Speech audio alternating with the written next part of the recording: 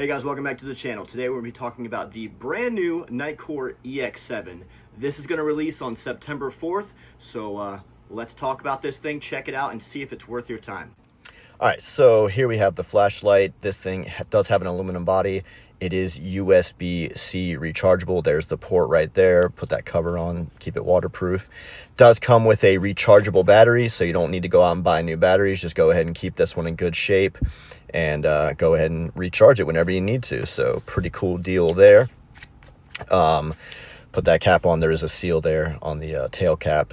So this thing, you have your power button right here, which gives you your battery life on one side and your output on the other side. So I'm gonna go ahead and press it once. You see that first output level lit up, and then my battery life set on 2 bars. And you go ahead and short press it and it'll go up. There are 4 levels there, and we'll talk about those later at nighttime. All right, so the LEDs don't actually flash like that. It's the frame rate of my camera, so it is what it is. Sorry.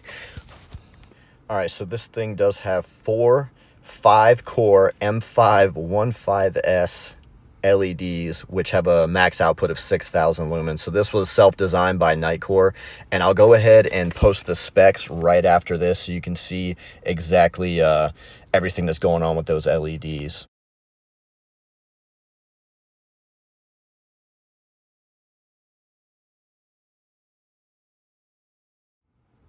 This thing's just over 5 inches long, has a 1.1 inch tube diameter, 1.38 inch head diameter, weighs 4.94 ounces without the battery. Does come with a little lanyard here that you could put on the end, and yeah, carry it if you want to, or you can just use your pocket clip, no big deal. So this thing's pretty good. All right, so we're gonna go into some drop testing here just to see how durable it is, and well, so far still works. All right, cool. So let's throw this thing around a little bit and see what we can get into here. All right, let's go ahead and drop it down the stairs. Didn't fall all the way down. Give it a little kick here. Okay, still didn't make it down, but boop. All right, now you're never gonna drop it this far, but I'm gonna go ahead and toss this thing up in the air a little bit. Still works. So let's fly. I don't think you're going to drop your flashlight 20 feet from the air, but if you do, let's see if it survives. Dun, da, da, da. Oh, pushing the wrong thing. All right, still working, still kicking. We are doing this thing. All right, I'm going to toss it up again, see what we got. And hey, I think I broke 25 feet that time. Onto the dirt here. And survey says we are still good. All right, so let's see what else this thing can hold up to. All right, so let's go ahead and drop this thing in some water and see if it holds up. So it's just a little stream right here. Light's still working. Let's go ahead and toss her on in. Okay, so a little bit of mud, a little bit of water, no big deal. Let's go ahead and, all right, a little bit more there. Boop.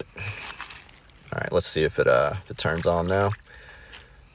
Get that mud off there. Oh, still works. Cool. Look at that. All right, let's find a little bit bigger of a puddle here. All right, here we go.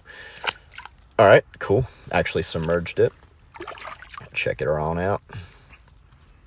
And still working. Good deal. I mean, I'd hope so, right? So it's supposed to be waterproof up to like 2 meters. Impact resistance up to 2 meters. So I already proved the impact theory still works. And submersible, I don't have 2 meters of water here, and I'm not going to fill a bucket up. That's weird, but this is just real life stuff here. All right, now I'm going to show you some specs.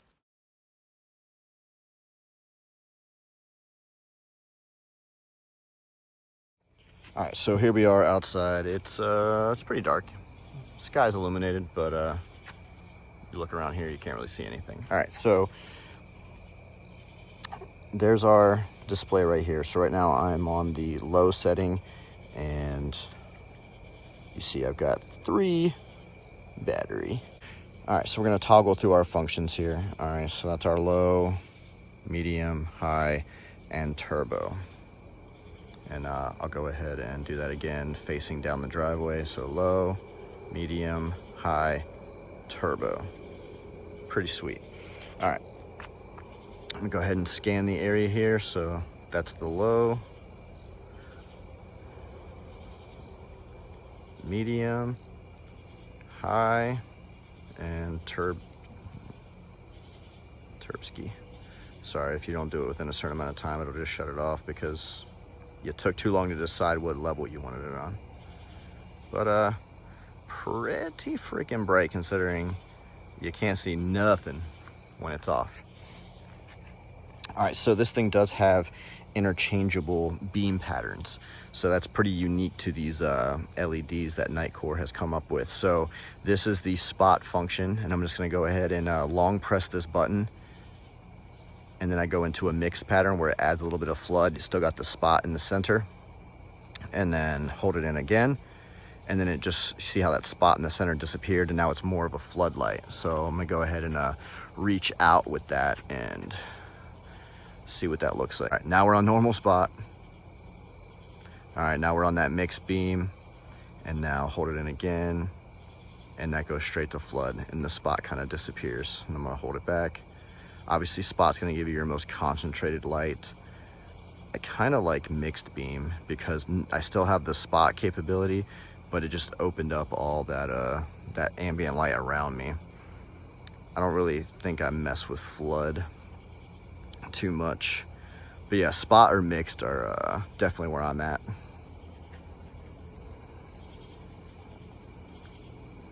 Let's try it on turbo. Oh yeah, that's pretty decent. That's that mixed beam there. So it's pretty cool that these LEDs are capable of having that interchangeable, customizable beam pattern. All right, so like I showed you guys earlier, this thing does have a lumen shield. So I'm gonna go ahead and turn this on right now. So I'm gonna go ahead and double press. And that's that lumen shield where it just illuminates freaking everything.